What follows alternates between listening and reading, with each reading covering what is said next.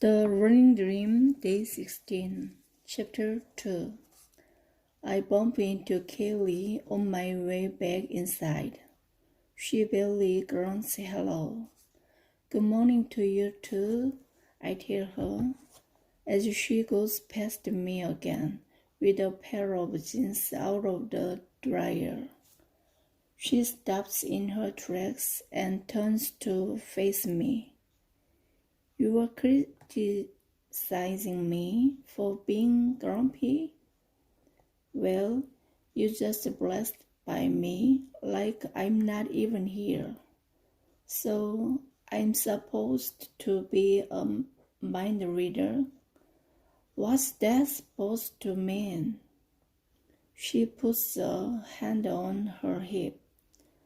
Look, you act like you hate everyone and everything. You never talk. What do you want from me? I look from side to side. Oh, a little civility. Nice idea, she says, pounding up the stairs. Why don't you try it? I stand there for a good 5 minutes, stunned. I want to shout, why don't you try losing a leg and see what it's like? I want to chase her up the stairs and yell at her for being battery and unfeeling and just wrong. Instead, I go back to bed and hug Lucas the bear. And when Mom leaves to take Kaylee to school, I pretend to be asleep. When they're gone, I'm relieved. There's already left for a job, so I have the house to myself. Me, myself, and my thoughts. At first, I'm glad to be alone. I don't have to pretend to be fine. But I can't seem to get Kaylee's words out of my head. Soon I feel anchored to my bed, caged in this wide-open room. The phone rings, and when I check caller ID, I see that it's Fiona's cell. I almost don't answer, but at the last minute, I punch talk. Are you ready? She asks. I'm on my way over to pick you up. She says the same thing every morning. No, I'm answer. Just like every morning. Come on, Jessica, she says with a sigh. You can put it off forever. Watch me, I grumble. There's just the hum of traffic for a minute. Then she says, do your parents realize how depressed you are? I'm quiet, crippled, depressed. What's the difference? Look, you need to get out of there.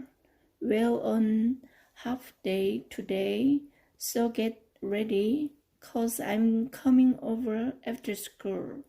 I don't care what you say. You're getting in my car and we're going out over lunch. I'll take you to Angelo's. I can't, I tell her. I'm a mess. Yeah, you're a mess and we're gonna fix that. Except me. I'll be there at around 1. No, I mean... She hangs up and I'm left staring at the phone. How can she possibly accept me to go out?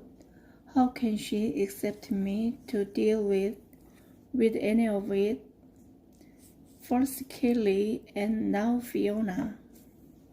Why don't they get it? Besides, I couldn't go out even if I wanted to. I haven't had a real shower since the morning of the wreck. They tried once in the hospital, but that was more awkward than effective.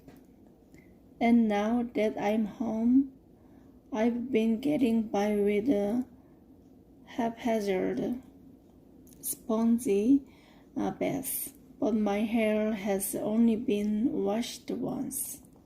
The only part of me that gets daily attention is my stomach. Massage, desensitize, clean, dry, dress. Twice a day, every day. The rest of me feels matted and mangy and gross. Yesterday, Mom offered to wash my hair in the sink again, but I told her maybe tomorrow. And besides, the obvious sleeping hazards of a one-leg shower. There doesn't happen to be a shower downstairs, just a half bathroom, a toilet, and a sink. Fiona knows all this, so how can she expect me to go out? I know she means well, but she obviously doesn't understand what I'm going through. So I'm a little mad, a little in a state of disbelief. And between Kelly's snippy comments and Fiona's insisting I go to Angelo's, I get agitated and start hopping around. I hop over my wide open room, hop over to the kitchen, hop all over the place. It's as close to pacing as I can come. Finally, I find myself at the base of the stairs. I stare up the long flight of steps. I count the treads, 14 including the top landing, 14 hard hops up. I'm not sure I can do it. I'm not sure I should even try. It seems an ominous stretch, and I'm already tired from all my senseless hopping around. But of those ominous 14 steps is a shower, a hot, massaging shower. I think about getting a crutch, but I'd have to hop clear back to the family room for that. So I grabbed the handrail with both hands instead. 1 hop, 2 hops, 3. I rest, looking up at 11 more steps, then take a deep breath. 4 hops, 5 hops, 6. My arms are doing a lot of the work, pulling me up as I hop. I'm panting, so I take a minute to rest, telling myself I'm almost halfway. Then I press on. 7 steps. 8. My good leg is shaking and I feel a little dizzy, so I turn around and sit. I'm past halfway, I tell myself, almost there. And then I discover something wonderful. By sitting down, I've gained 2 steps.